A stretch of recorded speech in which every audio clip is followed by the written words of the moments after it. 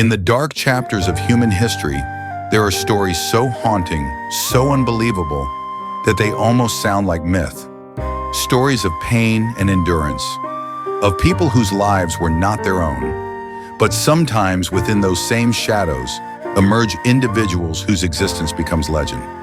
Not because they sought glory, but because their lives exposed the deepest horrors and paradoxes of their time. Tonight we travel back to the 19th century, to the plantations of Brazil, and across the Atlantic to the slave-holding Americas, where human beings were reduced to property, and even their ability to reproduce became a tool of profit and power. This is the story of Roque José Florêncio, better known by the name Pataseka, the man said to have fathered over 200 children, not by choice but by coercion, a man enslaved yet strangely privileged, revered by some, forgotten by many, and remembered by history as the Black Giant of São Paulo. Before we begin, take a moment to like this video, subscribe, and turn on notifications. Because what you're about to hear isn't just history, it's a truth the world tried to forget. The year was 1808. The transatlantic slave trade, that monstrous network that had shipped millions of Africans across the ocean, was beginning to crumble. European powers, under pressure from abolitionists and changing politics, began to outlaw the importation of enslaved Africans. The United States and Britain both declared the slave trade illegal that year. But the end of the trade did not mean the end of slavery. In fact, it marked the beginning of a new horror. Across the Caribbean, the American South and Brazil, plantation economies were booming. Cotton, sugar, coffee, and rice, crops that fed the wealth of empires, demanded endless human labor. And with no new ships bringing captives from Africa, the enslavers faced a problem. How do you maintain an empire built on slaves when you can no longer buy them? The answer to those cold enough to seek it was simple and sinister. If they could not import slaves, they would breed them. Enslaved women became valued for their fertility as much as their labor. Their wombs were seen as the new supply line, the next generation of unpaid workers born into bondage. And to make that happen, enslaved men were chosen for one purpose alone: to father as many children as possible. They were not lovers, they were instruments, selected like livestock for their strength, height, and endurance, forced into a role that stripped them of choice and humanity alike. And from this grotesque system would rise one of the most extraordinary and tragic figures of Brazil's slave era, Pataseka. Born in the early 19th century in the region of Sorocaba, São Paulo, Brazil, Roque José Florêncio entered a world already built on cruelty. His childhood, like that of millions of Africans and their descendants, was shaped by the whip, the chain, and the will of men who claimed ownership over his body and future. But there was something about Roque, something that would set him apart.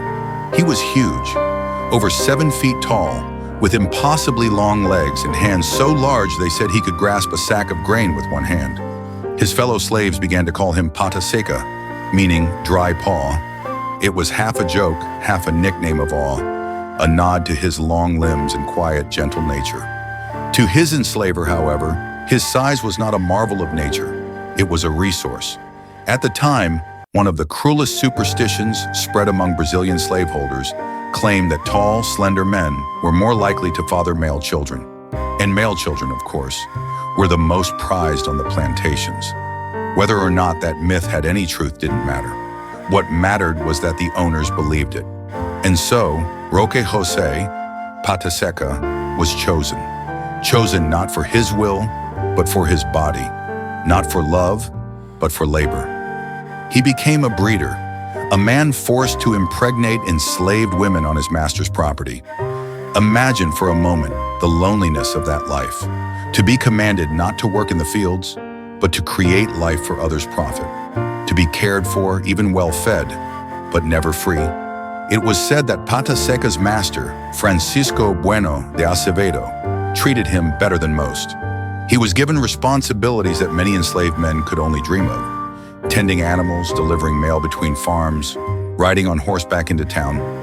Outwardly, he lived well, but beneath that apparent comfort lay a role that made him an unwilling participant in a system of forced reproduction. He fathered child after child, some say more than 200, each one born into slavery, each one taken away. The children of the enslaved were rarely allowed to be children at all. From the moment they could walk, they were assigned tasks: carrying water, picking cotton, feeding livestock. Their mothers labored under the same sun, often separated from them by cruel schedules or distance. And their fathers, many like Pataseka, were barely allowed to know which children were theirs. The plantation system had no room for family, only for function. The children were commodities, property like a plow or an ox. They could be sold at any moment, traded for tools, land, or debts. And just as new ones were born, others disappeared forever. For Pataseka, each birth was both a duty fulfilled and a wound reopened. He had no control, no claim, no chance to watch his offspring grow. The same system that fed his master's wealth destroyed the very essence of what it meant to be human. And yet, through it all, Pataseka survived. He endured decades of bondage. He witnessed the slow turn of time as Brazil's society began to shift. While Europe was industrializing and America was fighting its civil war, Brazil held stubbornly to slavery, the last nation in the Western Hemisphere to abolish it.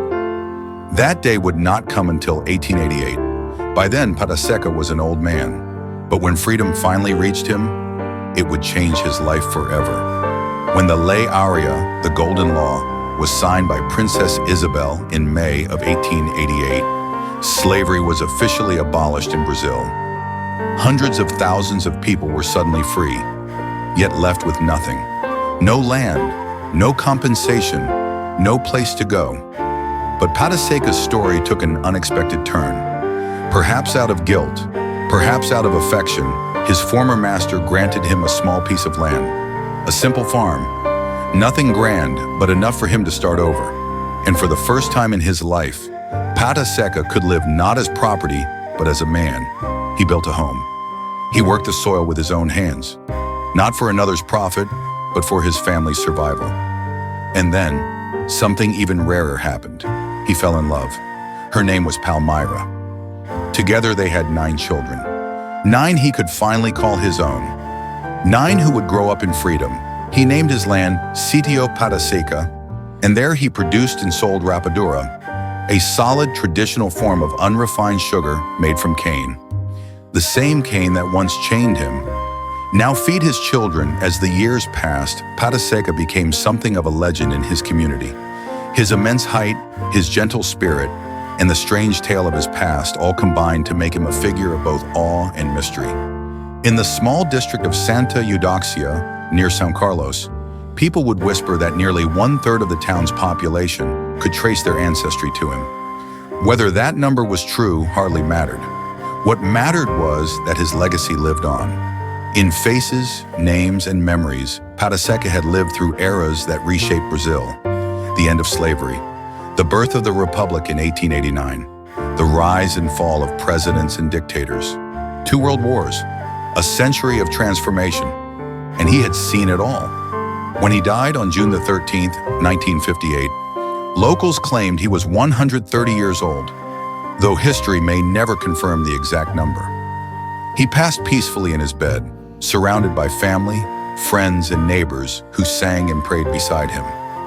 They buried him in the cemetery of Santa Eudoxia and later built a monument in his honor, a tribute to a man who lived 10 lives in one. Pataseka's story forces us to confront one of the darkest truths of history, that slavery was not only about forced labor, it was also about forced life. Men and women reduced to breeding stock, families torn apart for profit, generations born into bondage, their very existence shaped by cruelty disguised as commerce. Yet within that darkness, there remains something unbreakable, the human will to survive. Pataseka's life may have begun as a tool in a system of oppression, but it ended as a symbol of endurance and quiet triumph. He turned pain into legacy, and through the lives of his descendants, the man they once called Pataseka still walks among us today. Thank you for watching.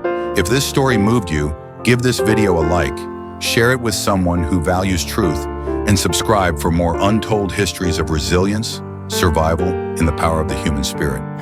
Because remembering stories like this is how we make sure they're never repeated.